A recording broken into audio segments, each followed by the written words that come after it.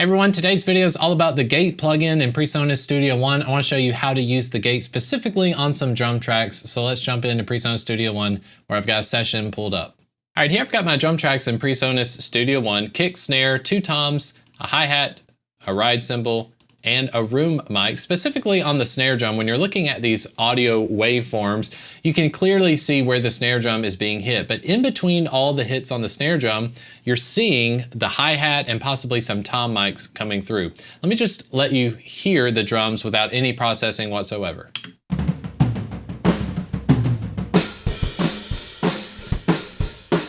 And here's the snare drum soloed by itself.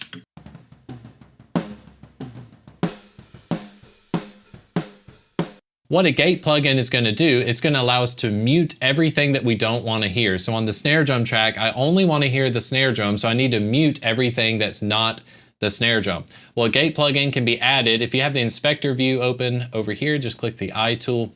Then next to inserts, if you've got the snare drum selected, click the plus button, scroll down in the Presonus folder till you see gate. Now in a gate plugin, when you're looking at the screen, this yellow bar is going to indicate how much of the signal is being muted, okay? If you increase the reduction range, basically it's being turned down by -40 decibels right now, I can increase that to turn down the track as far as -72 decibels, basically muting the entire track. If I hit play with just the default settings on this gate plugin, take a listen to the snare drum now.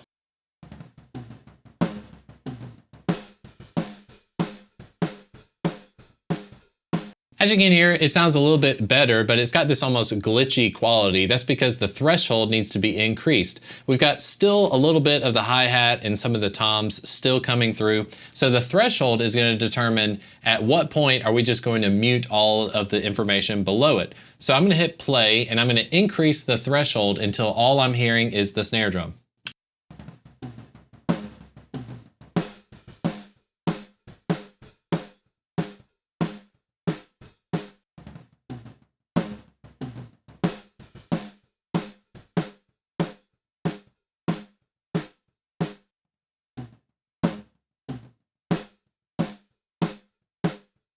All right, somewhere around -26 decibels, you can click the number and just type it in to be clear if you want to. I don't mind some of the hits coming through on the toms because honestly, if you want to go a little bit longer with this process instead of using a gate plugin, you could just go in and selectively mute some of the sections that you don't want to hear. All right, so now we've got the threshold about where we want it. I want to talk about the attack and release times. The attack time is how quickly the gate is going to open up. And generally you want the attack time to be very fast. We want it to be as fast as possible. In fact, if you don't have this selected already, down below the graph, you'll see a button called Look Ahead. Make sure that's turned on. If your computer can handle the processing, it's going to allow Presonus to look ahead of the audio that's coming up to make sure it knows when to open and when to close.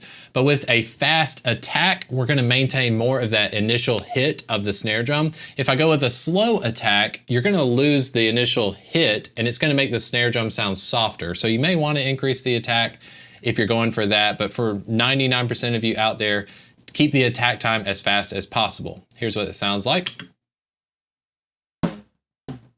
So that's a very fast attack. If I slow the attack down to 100 milliseconds, let's take a listen to that.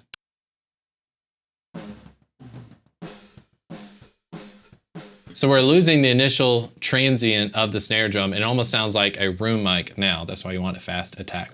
The hold time, I'm usually not a fan of a hold time, but you can set it down to about 10 milliseconds.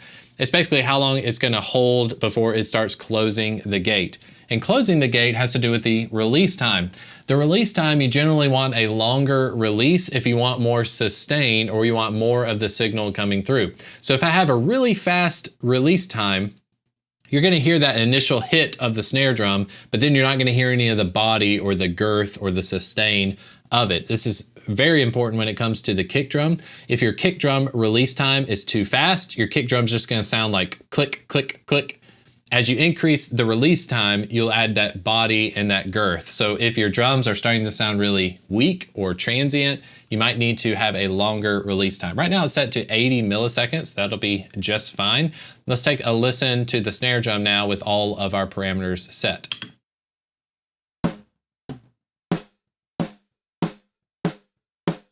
All right, sounds a little transient. I'm gonna increase the release time and let's take a listen to how that affects the snare drum.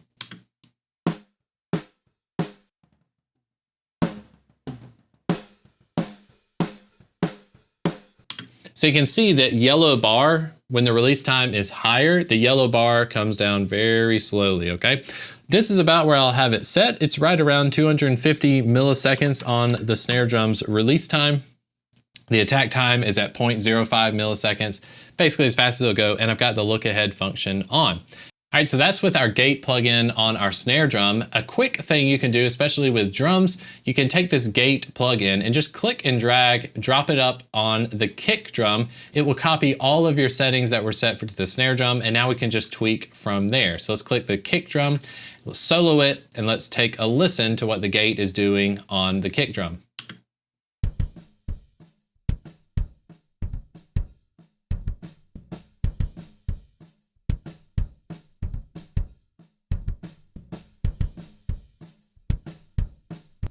All right, so that's with our gate plugin on. Let's take the gate plugin off, take a listen to the kick drum. You can hear a lot of that snare drum coming through. Let's turn the gate on.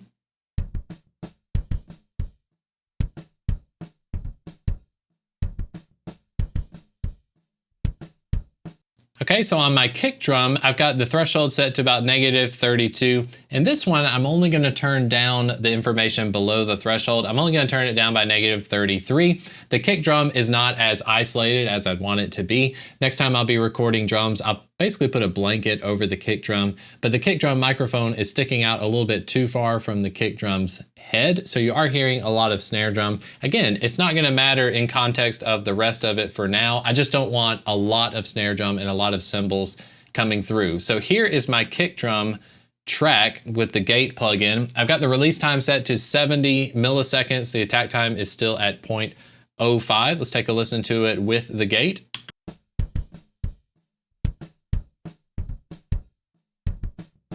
And here's it without. Here is my kick and snare drum soloed together, both of them with the gate plugins on.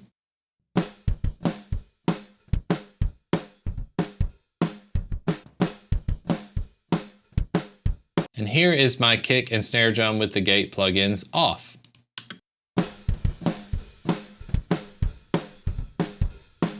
You can obviously hear it almost sounds like a complete drum set without those gate plugins on. Here's an important thing to note: whenever you're putting gates on drums, the more microphones you have on your drum kit, probably the more gate plugins you want to use. If you've got an overhead pair of drum microphones, something that's picking up the entire kit, you definitely want to use gates on your snare drum, your kick drum. So all of your close mic situations, use more gate when you have more microphones on your kit. If you don't have overhead mics or you don't have a room mic set up on your drum kit, it's going to be more apparent when you're using gate. So you got to be a little bit more careful unless you want that unnatural sounding gate effect.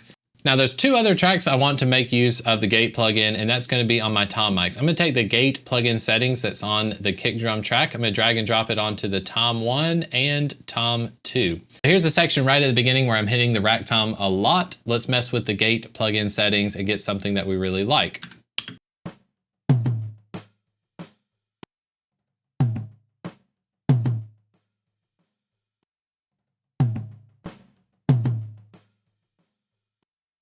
All right, that sounds good. Just by messing a little bit with the release and the threshold, I can get some settings that I really like. The threshold for this is about -26. The attack time is still at 0.05 milliseconds. Hold time is at 4 milliseconds and release is at 220.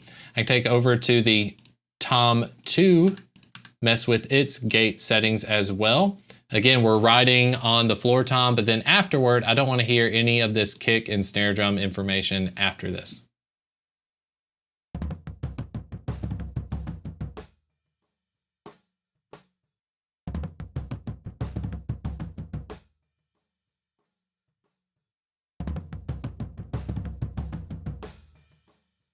You can hear how that snare drum just really fades off into nothing. I want to make sure I'm not losing any of the tom hits. Then now let's listen to tom 1 and tom 2, both of them with gate plugins activated. Here's the snare drum and kick added as well.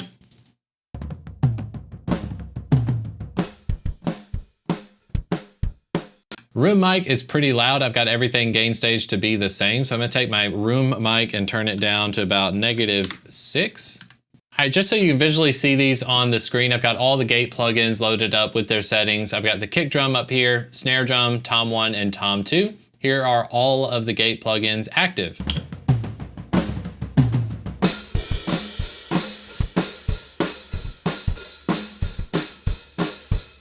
And here are all of the gate plugins bypassed.